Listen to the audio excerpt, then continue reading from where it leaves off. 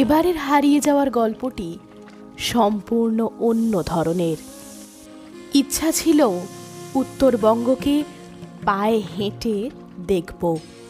প্রায় 2 দিন ধরে 40 কিলোমিটার হেঁটে এক্সপ্লোর করেছিলাম উত্তরবঙ্গের অসাধারণ প্রকৃতিকে, যা কোনোভাবেই গাড়ি নিয়ে যাওয়া সম্ভব নয়।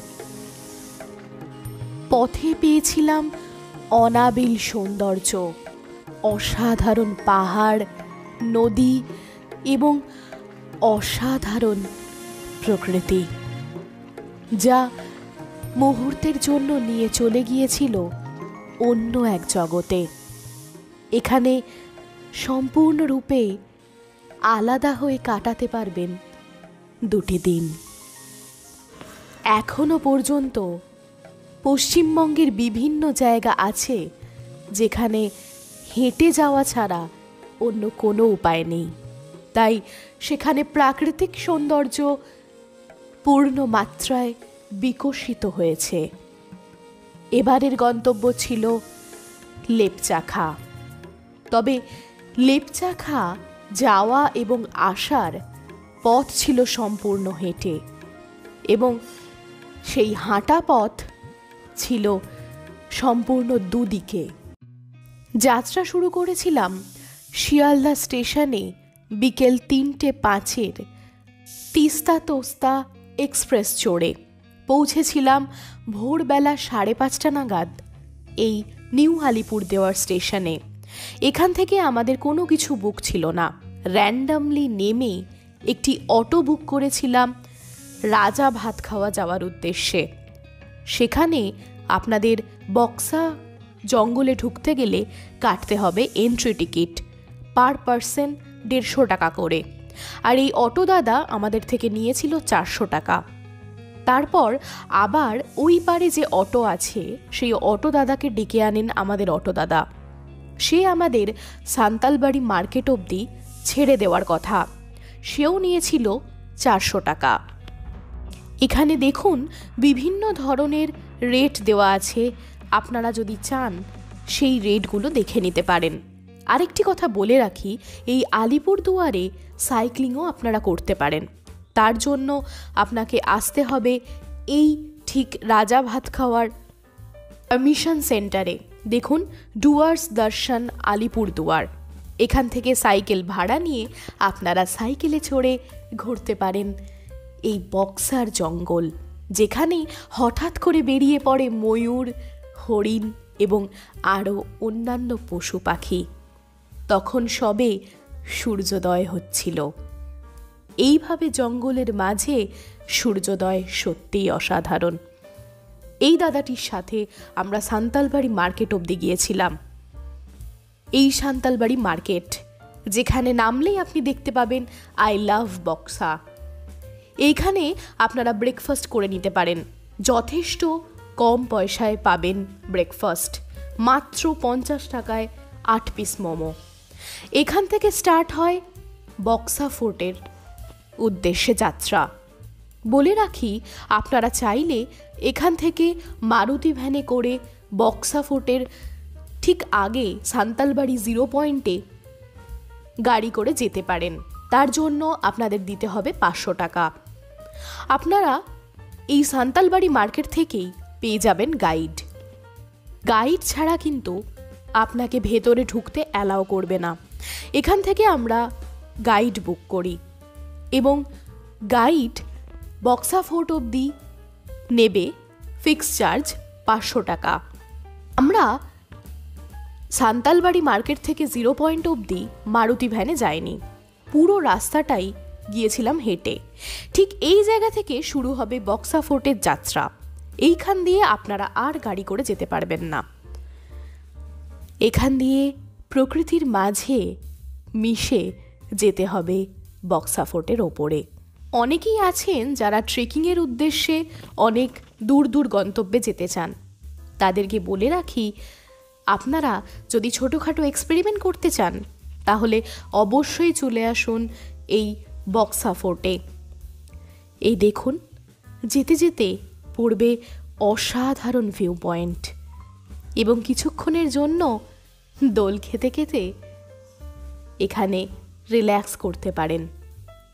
শুরুতেই এত সুন্দর প্রকৃতিকে দেখা যাচ্ছে যে সত্যি মনটা সম্পূর্ণ ভালো হয়ে গেল এবং হাঁটার জন্য এক আলাদা ধরনের এনার্জি চলে আসে।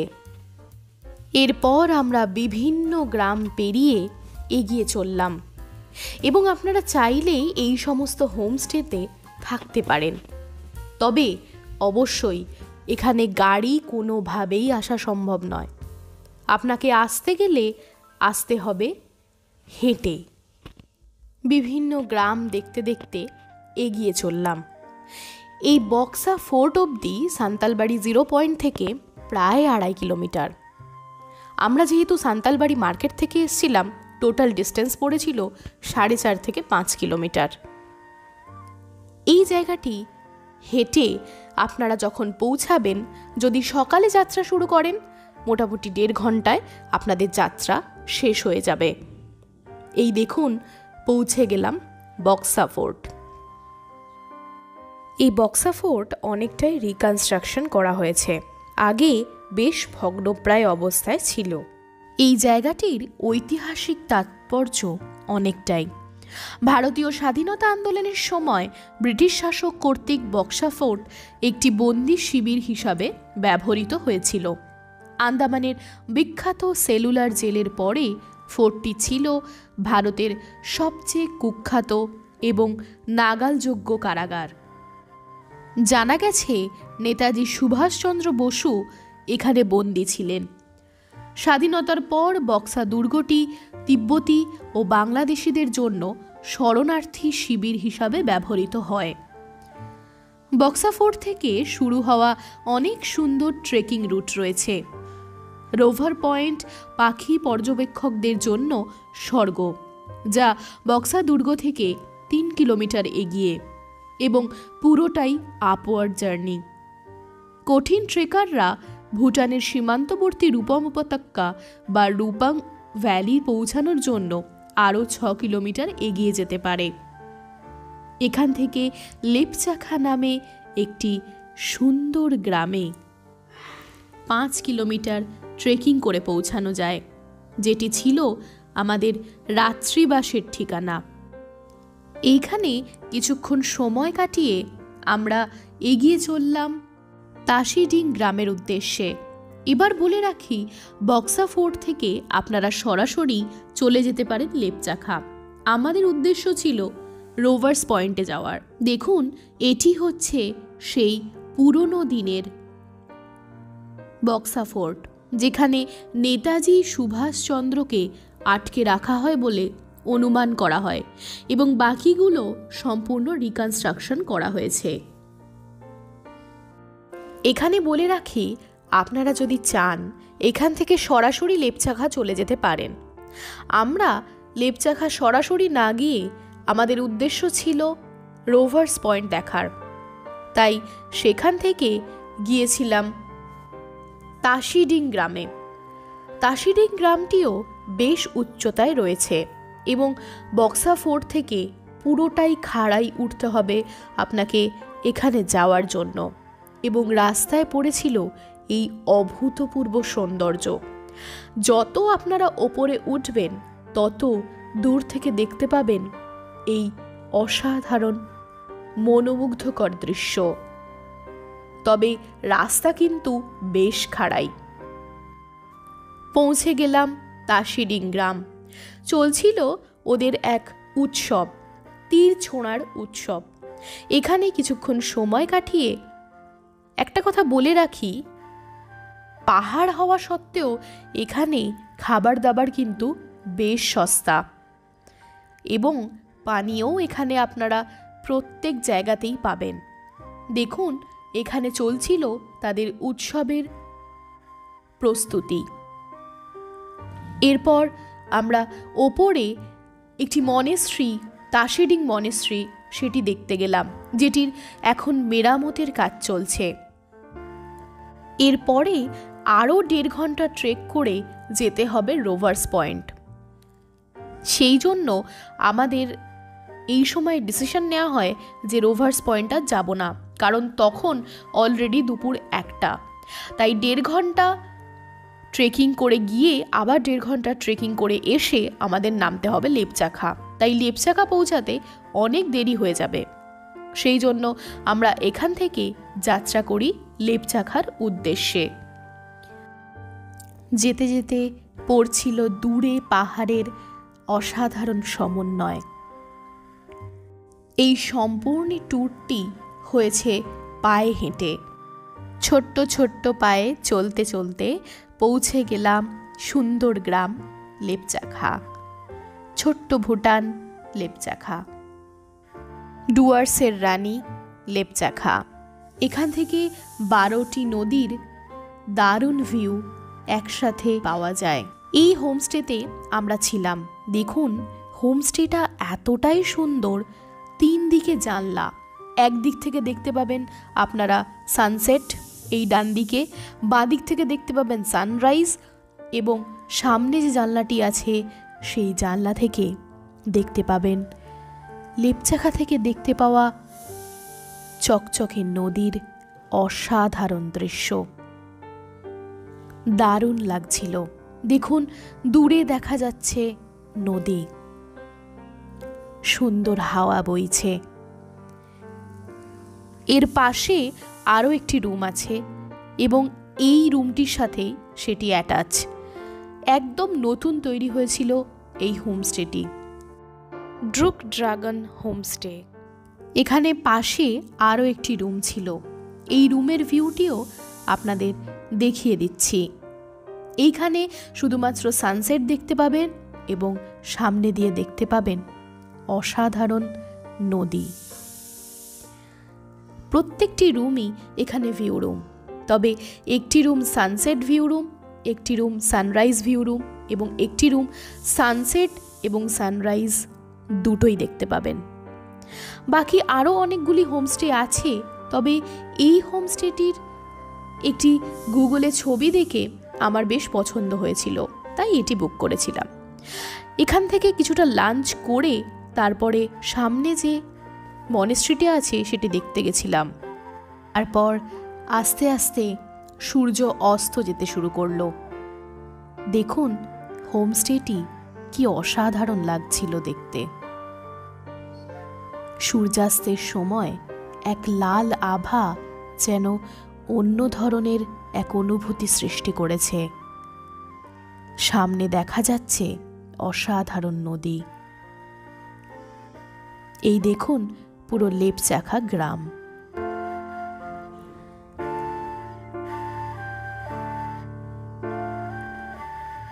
রাতের বেলা আমরা বলেছিলাম আমরা বনফায়ার করব, এবং তাই ওনারা চিকেন ম্যারিনেট করে আমাদের দিয়ে দিয়েছিলেন ঠিক এইভাবে কাবাব বানানোর জন্য। এটা আমার প্রথম এক্সপিরিয়েন্স। জেনারেলি এর আগে যেখানে আমি ক্যাম্পফায়ার করি সেখানে হোমস্টের লোকেরাই এইভাবে করে দিয়েছিল, কিন্তু নিজে দেখে এইভাবে তৈরি করা সত্যি অসাধারণ অনুভূতি ছিল। আপনারাও চলে আসুন এইভাবে প্রকৃতির মাঝে হারিয়ে যাওয়ার জন্য। কিছুক্ষণের জন্য হলেও মনে হবে সত্যি স্বর্গরাজ্যে বাস করছেন। এইভাবেই মজা করতে করতে রাত্রিটা শেষ হলো এবং বেশ ঠান্ডা ছিল, সেই জন্য বেশ ভালোই লাগছিল। এরপর সকাল হওয়ার পালা। ভোরবেলা দেখুন ঠিক এই রকম দৃশ্য দেখা যাচ্ছিল চারিদিকে। সবে তখন সূর্য ওঠার প্রস্তুতি চলছে। এইখান থেকে দেখা যাবে সানরাইজ। আগের দিন ঠিক উল্টো দিকে দেখা গিয়েছিল সানসেট। আপনাকে কোথাও যেতে হবে না, সূর্যি মামা আপনার জানলায় এসে উপস্থিত হয়ে যাবেন। সত্যি কি অসাধারণ দৃশ্য। এরপর আমরা সকালবেলা ব্রেকফাস্ট প্যাকিং করে নিয়ে হোমস্টের মালিকের সাথেই নামবো জয়ন্তীতে। ওনাকে আমরা বুক করে নিয়েছিলাম, বলেছিলাম এই লেপচাখা থেকে কাতলুন রিভার হয়ে বড় মহাকাল এবং ছোট মহাকাল দেখে আমাদের জয়ন্তীতে ছেড়ে দিতে, এবং তার জন্য আমাদের চার্জেস দিতে হবে 1500 টাকা। আগের দিন আমরা যেহেতু বক্সা ফোর্ট থেকে আবার লেপচাখা এসেছিলাম তাসিডিং গ্রাম হয়ে, গাইড নিয়েছিল টোটাল 800 টাকা, এবং আজকে গাইড চার্জেস লাগলো 1500 টাকা। দেখুন এই কুকুরটিকে, কি দারুণ। আজকের রাস্তাটা সম্পূর্ণ নিচে নামতে হবে। কালকে যেরকম সম্পূর্ণ উঠেছিলাম, আজকে পুরোটাই নিচে নামা, এবং প্রায় 16 থেকে 17 কিলোমিটার ট্রেক করে আমাদের পৌঁছাতে হবে ছোট মহাকাল, এবং সেখান থেকে যেতে হবে জয়ন্তী, প্রায় 4 থেকে 5 কিলোমিটার। এখানে বলে রাখি, আপনারা কোনো ধরনের নেটওয়ার্ক পাবেন না। জিও কিছুটা হলেও চলতে পারে, কিন্তু অন্য কোনো নেটওয়ার্ক কাজ করবে না। সেটা হয়তো আজকের দিনের ব্যস্ততম জায়গায় এসে আমাদের কাছে আশীর্বাদ স্বরূপ, কারণ এইভাবে পুরোপুরি বিচ্ছিন্ন হয়ে প্রকৃতির মধ্যে মিশে যাওয়া অসাধারণ। এগিয়ে চললাম ট্রেক করতে করতে, সামনেই পড়বে এক অসাধারণ নদী। দেখুন, এই সেই নদী প্রবাহ, যে নদী প্রবাহ ধরে আমাদের পৌঁছাতে হবে বড় মহাকাল। বেশ ভালো লাগছিল। নেমে পড়লাম নদীতে। নদীর মাঝখানে দাঁড়িয়ে নিজেকে অন্য কিছুই মনে হচ্ছিল। এরপর সম্পূর্ণ নদী ধরে আমরা এগিয়ে চলব। যত রাস্তা এগোচ্ছি ততই মুগ্ধ হচ্ছি। এত সুন্দর প্রকৃতি, ভাবাই যায় না। সত্যি এ যেন এক অন্য রাজ্যে চলে এসেছি। দেখুন, এভাবে আমরা হাঁটতে হাঁটতে একটা জায়গায় পৌঁছাই, এবং সেখানে বসে নদীর ধারে করি ব্রেকফাস্ট। এখানে চাইলেই আপনারা নদীর জল খেতে পারেন, এতটাই সুস্বাদু, সত্যি ভুলবেন না কোনো দিন। পুরো রাস্তাটা এইভাবেই বোল্ডার দিয়ে তৈরি, এবং হাঁটতে বেশ বেগ পেতে হবে, তাই প্রপার জুতো অবশ্যই নিয়ে যাবেন। প্রত্যেক মুহূর্তে যেন অপেক্ষা করছে আশ্চর্য। এই অসাধারণ অকৃত্রিম প্রাকৃতিক সৌন্দর্য অবাক করে। আমাদের এতটাই ভালো লাগছিল যে প্রত্যেক মুহূর্তে দাঁড়িয়ে দাঁড়িয়ে অবাক হতে হতে চলছিলাম। এখানে বলে রাখি, সেই লেপচাখা থেকে একটি কুকুর দম্পতি আমাদের সাথে চলেছিল, এবং সে চলেছিল একদম জয়ন্তী অবধি। এইভাবে নদীর কখনো পাশ কাটিয়ে, কখনো নদীর মধ্যে দিয়ে, কখনো নদীর ভেতরে পা ডুবিয়ে রাস্তা পার হতে হয়েছিল। এ এক অনন্য অভিজ্ঞতা, সত্যি সারা জীবন মনে থাকবে। এইভাবে কিভাবে গিয়েছিলাম এই রাস্তায়, এখন ভাবলে সত্যিই গায়ে কাঁটা দিয়ে ওঠে। এখানে পাথরগুলো কিন্তু বেশ পিছল, তাই বুঝে শুনে পা ফেলতে হচ্ছিল। দেখুন, আমি রীতিমতো এক্সাইটেড এই ট্রিপটি করতে গিয়ে। মাঝে মাঝে কিছু নদীর মধ্যে পাচ্ছিলাম ব্রিজ, এবং সেই ব্রিজ পেরিয়ে আবার এগোচ্ছিলাম। নদী বিভিন্ন দিকে বাঁক নিয়েছে, এবং যেখানে জল বেশি সেখানে নদীর জলের সাথে সাক্ষাৎ হচ্ছে, না হলে পুরোটাই বোল্ডার। কি অসাধারণ জলের ধারা, যা কিছুক্ষণের জন্য মনকে ভুলিয়ে দেয়। আহা, কি সুন্দর। এই রাস্তায় আসতে গেলে আপনাদের গাইড নিতেই হবে, না হলে কোন রাস্তা দিয়ে যাওয়া সম্ভব তা সত্যি আপনারা বুঝতে পারবেন না যদি না লোকাল মানুষ হয়। ঠিক এই জায়গা থেকে আমরা নদীর রিভার বেড ছেড়ে দিয়ে উঠলাম পাশের রাস্তায়, কারণ এরপরে নদী আরও বেশি খরস্রোতা হয়েছে। এই দেখো, এটা হচ্ছে বড় মহাকাল, আমরা এর ওপরে উঠবো।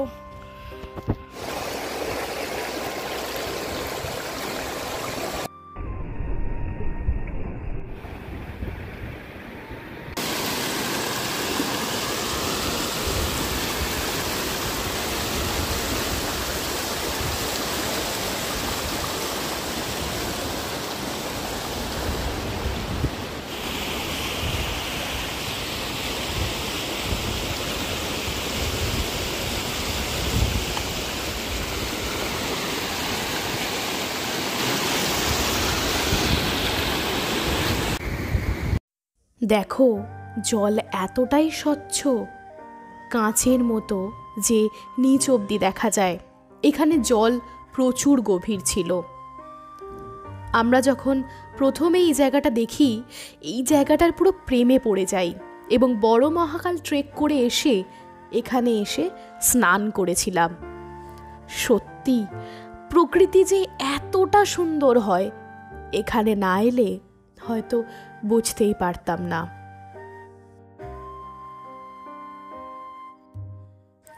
পৌঁছে গিয়েছিলাম বড় মহাকাল ওঠার জায়গাতে। দেখুন, বড় মহাকাল এন্ট্রান্সের ঠিক সামনেটায় রয়েছে এত সুন্দর একটি জায়গা, এবং এই কুকুরটি দেখছেন, এই কুকুরটি সেই লেপচাকা থেকে এসছে এবং আমাদের সাথে প্রতি মুহূর্তে ঠিক এইভাবেই সাথ দিচ্ছে। সত্যি অদ্ভুত এক প্রাণী, এবং পাহাড়ে এদের ভূমিকা সত্যি অসাধারণ। আমাদের গাইড দাদাটি বলেছিল, অনেক কুকুর আছে যারা এইভাবে ট্রেক যাত্রীদের সাথ দেয়। এবার সামনে ওই সিঁড়ি দিয়ে উঠতে হবে বড় মহাকাল। এই দেখুন বড় মহাকাল ওঠার রাস্তা।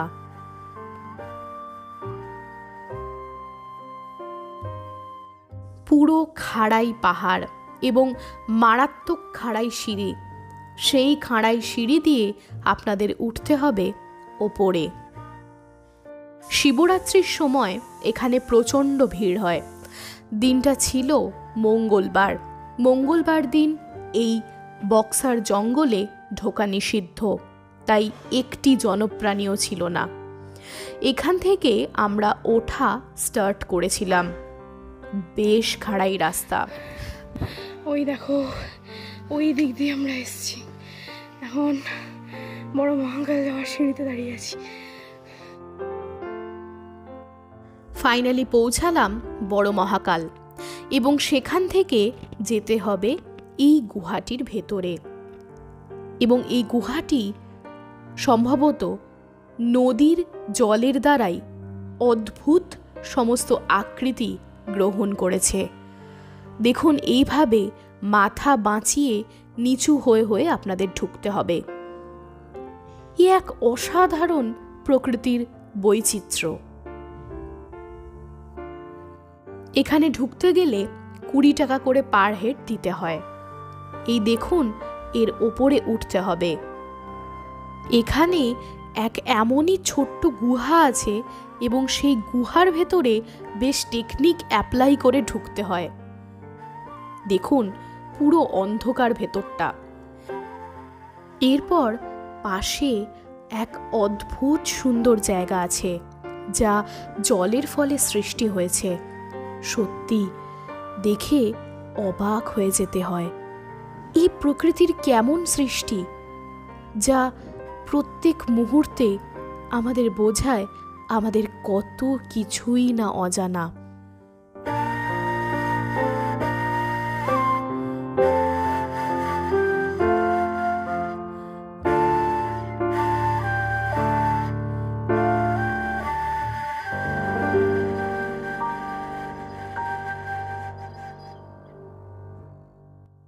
এরপর নামার পালা। নেমে সমস্ত ক্লান্তি ধোয়ার জন্য করতে গেলাম ঠান্ডা জলে স্নান। অসাধারণ সুন্দর। সত্যি জীবন যেন এখানেই থমকে যায়। অসাধারণ এক অভিজ্ঞতা, জীবনে যা সত্যি সারা জীবনের সম্পদ হয়ে রইল। এরপর স্নান সেরে ওখান থেকে ম্যাগি খেয়ে এগিয়ে চললাম ছোট মহাকাল হয়ে জয়ন্তীর উদ্দেশ্যে, এবং রাস্তায় পড়ল এত সুন্দর জলধারা। আহা কি দেখিলাম, যা জন্ম জন্মান্তরেও ভুলিব না। আপনারা যদি ছোট মহাকাল হয়ে বড় মহাকালের উদ্দেশ্যে ট্রেকিং করেন তাহলে ঠিক এই রাস্তা দিয়েই যাবেন। আমরা উল্টো দিক থেকে ফিরেছিলাম জয়ন্তীতে। জয়ন্তী হয়েও যেতে পারেন বড় মহাকাল, অনেকে সেটাই যায়। প্রত্যেক বাঁকে বাঁকে রয়েছে সৌন্দর্য। শিবরাত্রির সময় এখান দিয়ে আপনারা আসতে পারেন এবং এক্সপ্লোর করতে পারেন এই অসাধারণ জায়গা। তবে একেবারেই সেই সময় রেকমেন্ডেড নয়, বিকজ প্রচণ্ড ভিড় হয় সেই সময়টাতেই। তার আগে বা পরে বর্ষাকাল বাদ দিয়ে আসতেই পারেন এই জায়গায়। এটি হচ্ছে ছোট মহাকাল। আমাদের সময় না থাকার কারণে আর ছোট মহাকালে যাওয়া হয়ে ওঠেনি, তবে বড় মহাকালে যা দেখলেন তার কোনো তুলনা হবে না। এরপর এগিয়ে চললাম জয়ন্তীর উদ্দেশ্যে। বেশ অনেকটাই হাঁটা। অসাধারণ সূর্যাস্তের সাক্ষী রয়ে গেলাম এই জয়ন্তী নদীবক্ষের মাঝখানে। ঠিক এইভাবে বিভিন্ন জায়গায় আপনাকে পার হতে হবে। যখন আমরা ছোট মহাকাল পৌঁছাই প্রায় বেজে গিয়েছিল বিকেল 4টে। বিকেল 4টের সময় তখনও আমরা জয়ন্তী রিভার বেডে। আর বলেছিলাম যেহেতু মঙ্গলবার তাই অন্য কোনো যাত্রী সেই দিন ছিল না, যেহেতু ফরেস্ট পারমিশন দেয় না। আমরা অলরেডি আগের দিন ঢুকে পড়েছি, তাই আজকে আমরা বেরোতে পেরেছিলাম। দেখুন, বেশ টালমাটাল অবস্থায় এই জায়গাটা পার করতে হয়েছিল। ঠিক এইভাবেই ক্রস করেছিলাম জয়ন্তীর শেষ প্রবাহকে, এবং ট্রিপটি প্রায় শেষের মুখে। জয়ন্তী বাজারে যখন আমরা পৌঁছাই প্রায় বাজে সন্ধ্যে 6টা। সেখানে অটো করে আমরা পৌঁছেছিলাম আলিপুরদুয়ার। আপনারা চাইলে এইভাবে র্যান্ডম এক্সপেরিমেন্ট করতে পারেন, এবং জয়ন্তী থেকে প্রচুর অটো এবং শেয়ার কার আপনারা পেয়ে যাবেন, কোনো অসুবিধাই হবে না। তবে চাইলে আপনারা আগে থেকেও গাড়ি বুক করতে পারেন। এখানেই শেষ হলো গল্প, এবং পরবর্তী হারিয়ে যাওয়ার গল্প আসবে খুব তাড়াতাড়ি।